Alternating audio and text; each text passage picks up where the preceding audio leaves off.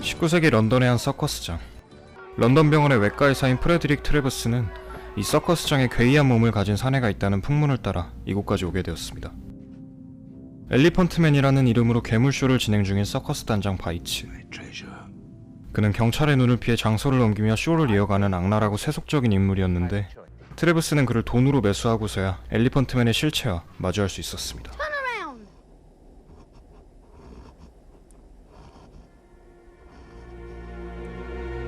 그렇게 엘리펀트맨과 마주하고 충격에 휩싸인 트래버스.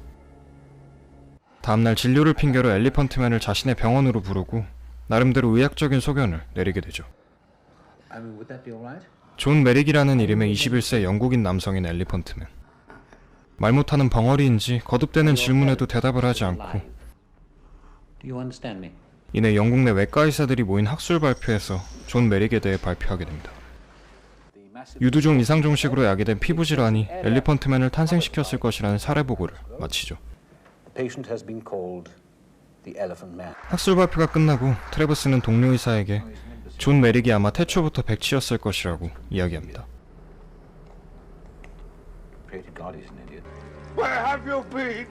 다시 서커스단으로 돌아간 존 메릭. 오랜 시간 자리를 비운 그에게 화가 난 바이츠는 그를 구타하기 시작하고 보다 못한 서커스 보이가 급히 트래버스를 찾아 도움을 요청합니다. 존은 상태가 좋아 보이지 않는데 바이츠는 넘어져 다친 상처라 속이네요. 트래버스는 바이츠를 겨우 설득해 다시 한번 존을 병원으로 데려오죠.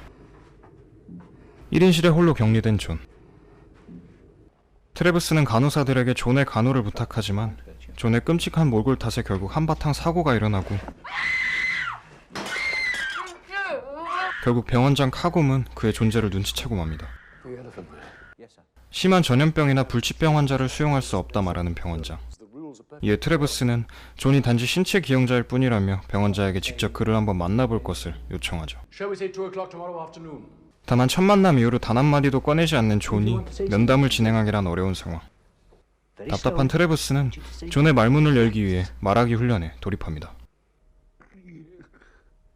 고생 끝에 겨우 말문을 연 존 메릭.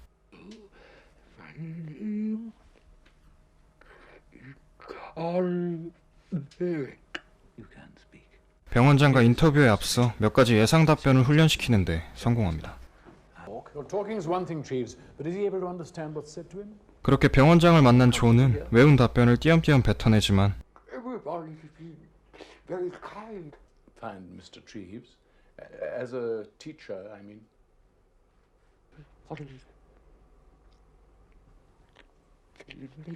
병원장은 훈련된 답변임을 눈치채고 실망한 듯 병실을 빠져나오죠. 병실 밖에서 병원장은 트래버스에게 당장 그를 다른 시설로 옮길 것을 명령합니다. 그런데 그 순간 병실 안에서 주기도문을 읊조리는 존 메릭의 목소리가 흘러나옵니다.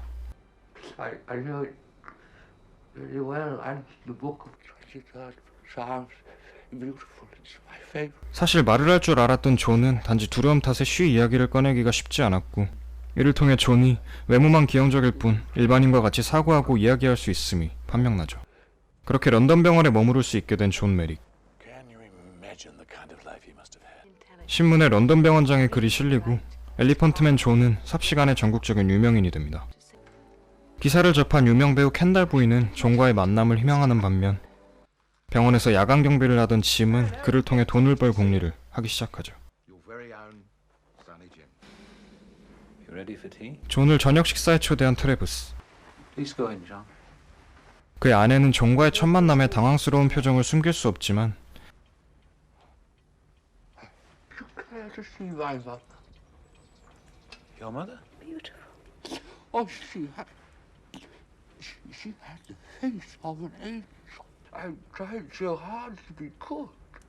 존이 그간 느꼈을 외로움과 상처를 이내 이야기에 이르르네요.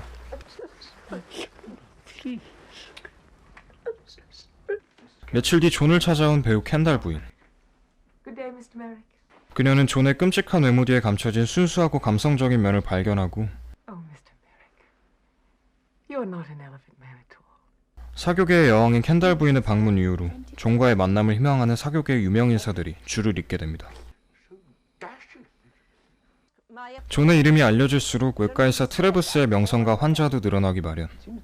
다만 트레버스는 존을 데려온 자신의 행동이 온전히 선의로부터 시작된 것일지 아니면 마음속 깊은 곳 존의 의학적 기이함을 이용하고자 했던 것인지 이내 혼란에 빠지게 됩니다. Am I a good man? Or am I a bad man? 그리고 다음날 런던 병원의 운영위원회에선 존의 거취를 판가름할 회의가 열렸습니다. 다른 환자들을 위해 존의 방을 빼야 한다는 몇몇의 의견이 나왔던 것인데요. 투표를 시작하려던 그 순간 웨일즈의 알렉스 공주가 빅토리아 여왕의 편지를 전하기 위해 불쑥 병원에 나타납니다. 빅토리아 여왕은 런던의 힘없고 불행한 자들에게 친절과 자비를 베푸는 런던 병원에 감사의 뜻을 전했고 이 편지 덕분에 존은 만장일치로 계속 병원에 머물 수 있게 되었죠. Thank you, gentlemen. The motion is carried. This is your home now. I'm so very, very glad for you. Is my home? 하지만 기쁨도 잠시. 밤이 되자 경비원 짐이 취객들을 끌고 존의 방에 쳐들어왔습니다. 그들을 상대로 관전료를 받고 괴물쇼를 진행하려는 것이었는데요. 다시 한번 사람들의 눈요깃거리로 전락한 존은 치욕스러운 수모를 겪고 말죠. 설상가상으로 이 쇼에 바이치까지 합류해 존을 위협하고 결국 겁먹은 존은 바이치의 지옥같은 서커스 여정에 다시 함께하게 됩니다. 과연 존은 이대로 바이치의 돈벌이 도구 취급을 면치 못하는 걸까요? 지금부턴 영화의 결말을 포함하고 있습니다. 결말을 원치 않으시는 분들은 참고해주세요. 병원 직원의 이야기를 통해 존이 사라진 사실을 알게 된 트래버스. 그 사이 존은 다시 무대 위로 올라가 치욕스러운 쇼를 진행 중이었습니다. 다만 병원을 벗어나자 건강이 악화된 존은 쇼를 이어나가지 못하고 화가 난 바이치는 그를 다시 학대하기 시작하죠.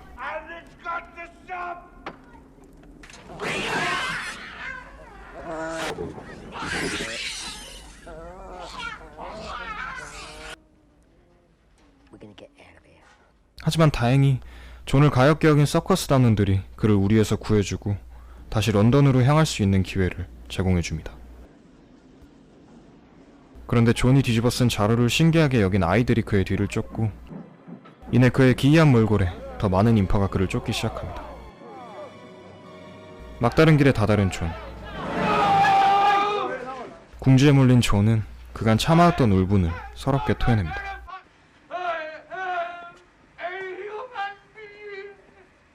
이 사건이 널리 알려져 존은 다시 병원으로 돌아올 수 있었습니다.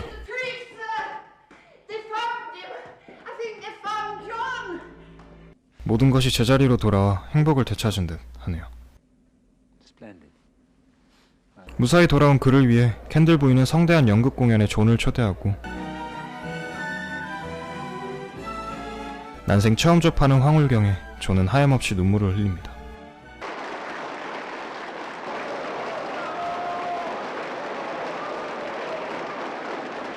잊지 못할 하루를 보내고 집으로 돌아온 존.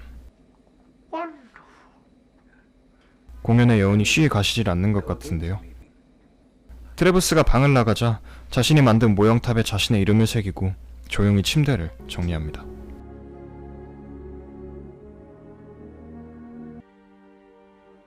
남들처럼 평범하게 누워서 잠을 청하는 게 평생의 소원이지만 이는 신체 구조상 존의 숨통을 끊을 수도 있고 존도 이 사실을 알고 있었습니다. 다만 자신의 앞날이 오늘보다 더 행복할 수는 없다고 판단한 것일까요? 존은 그렇게 영영 깨지 못할 깊은 잠에 빠져듭니다.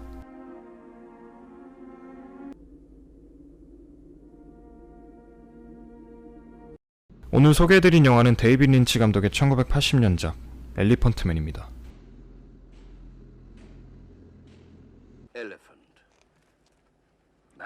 다발성 신경소모종증이라는 희귀병을 앓고 있는 존 메릭이라는 청년의 이야기를 담은 이 영화는 조셉 메릭이라는 실존 인물의 이야기를 바탕으로 제작되었는데요. 실제로 신경소묘종증을 앓았던 조셉 메릭은 서커스단에서 일하며 갖은 학대를 당하지만 운 좋게 영국 왕립병원에서 치료받을 기회를 제공받습니다.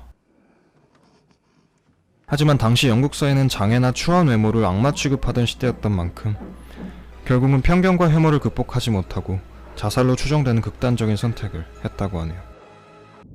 데이빗 린치는 엘리펀트맨이라는 잔혹한 별명을 갖게 된 조셉의 서사와 19세기 빅토리아 시대 런던의 결벽증적인 감수성 뒤에 감춰진 산업혁명의 추한 이면을 여실히 담아냈습니다. 이야기의 전개가 모호했던 데이빗 린치의 전작들과는 달리 엘리펀트맨은 유독 기승전결이 뚜렷한 점을 확인하실 수 있는데, 이후 데이빗 린치가 예술영화라는 국한된 영역에서 벗어나 대중성을 겸비한 감독으로 발돋움하는 데에 큰 영향을 주었다고 볼 수 있겠네요. 이와 더불어 선의와 위선 사이에서 고민하는 안소니 홉킨스의 연기와 본래 얼굴을 알아보기 힘들 정도로 분장한 존 허트 배우의 연기가 특히나 빛을 발했던 것 같습니다. 남들과 다른 외모를 지녔다는 이유로 한평생을 혐오와 치욕 속에서 살아온 조셉 메릭. 그의 외모 뒤에 가려진 내면은 그 누구보다도 고귀하고 순수했음을 상기해보니 겉표지로 책을 판단하지 말라는 그 단순하면서도 당연한 한 문장이 오늘따라 더 무겁게만 다가오는 것 같네요. 오늘 저희가 준비한 이야기는 여기까지입니다. 재밌게 보셨다면 구독과 좋아요 부탁드리고요. 저희는 더 알찬 주제로 돌아오도록 하겠습니다. 영화와 함께라면 근심이 없다. 지금까지 무비무한이었습니다. 감사합니다.